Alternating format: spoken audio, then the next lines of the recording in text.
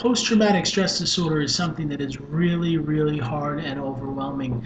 Many times people that leave the military face post-traumatic stress disorder. You can imagine seeing loved ones lose their arms or their limbs. It really can be very intense. I want to share a story about someone I knew and that I worked with, and how they had post-traumatic stress disorder and what ended up happening. This person was a really nice gentleman. I worked with him. I was working with homeless people in New York City, and I got to know him. And it turned out he was homeless, but I wanted to ask him how he ended up this way, and what ended up, causing him to be homeless. And here's what his story was. He basically used to work in New York City in the financial markets, in the stock market. He worked for a very large company that had many people work there. He was making a lot of money, like maybe $150,000 a year, which to me is a pretty large salary. It's, great living. And he worked there for a couple of years, and he had a great time, and he had friends, and he was enjoying life. And sometimes he would do drugs, but only socially. And he said his life was pretty good.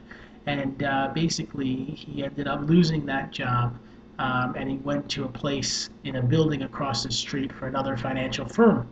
And he was working there, and on September 11th, the planes crashed into the World Trade Center, and the place that he used to work, almost every single one of his friends, they all died. The firm that he worked for, I'm not going to say the name, but it was one of the biggest firms that lost people during September 11th, and almost everyone he knew died in that tragedy. And he was so shaken knowing that all the people he cared about and he worked with, they were all dead. And if he didn't lose that job, just a couple weeks before, he would be dead as well. And what ended up happening was he had about $200,000 in savings from all his years working, and he went and he started buying heavy drugs, cocaine, and things like that.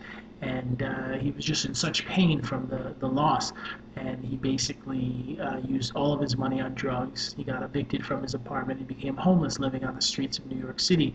And we started to work together, and to be able to get free apartments in New York for homeless, you are able to do that through the nonprofit that I worked for as a social worker, but it's a long process. And me and him started working together, and I helped him. And after a year, he was able to get his own apartment, move off the streets, and be able to not only have his own apartment, but get back to a job eventually. But he had really bad post-traumatic stress disorder, and I can only imagine losing all my friends and knowing that if I was there, I would have died as well. That's the example of what post-traumatic stress disorder can be like for someone, and you can just imagine how hard it is for him knowing this. But he had a very heavy regimen of therapy. He went to a therapist every single day, and he was working on it. And the thing about post-traumatic stress disorder is you can make improvements. You can get your life better. You can handle it, and you can rebuild. Just like he had lost everything and eventually got an apartment and a job and his life together, you can do that with this condition, but you got to deal with it. And post-traumatic stress can happen from being in the army or being in a very stressful, horrible situation or a car crash. But the thing about it is you got to deal with it. So if you or someone you love has post-traumatic stress disorder, I encourage you, go see a therapist, go talk to a psychiatrist, and get your life together. We have a community I started with my wife. I nearly died from bipolar disorder as a teen. I faced several hospitalizations, and it was really a rough, traumatic time in my own life, and I felt very alone, as if there was no one to talk to. And when I became a therapist, many of the other people shared the same thing, that they feel isolated and alone, and when they're facing different health conditions, they don't have people to talk to about it. So we started this community where you can make new friends, get together, share your feelings, express yourself, and find encouragement. And it's called We'll Listen, because we will listen to you. There's always someone who cares and will listen.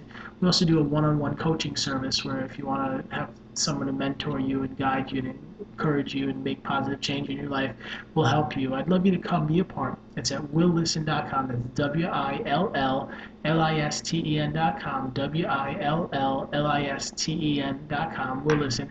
Thank you so much. And I just want to tell you that that man, watching him improve his life was such a beautiful thing, and he was a really good person. And post-traumatic stress happens to some of the best individuals, and I really respect him that he got his life together, and I was so happy to be a part of it. But if you know someone that has this, just give them the love and support, and hopefully they can make a positive change as well.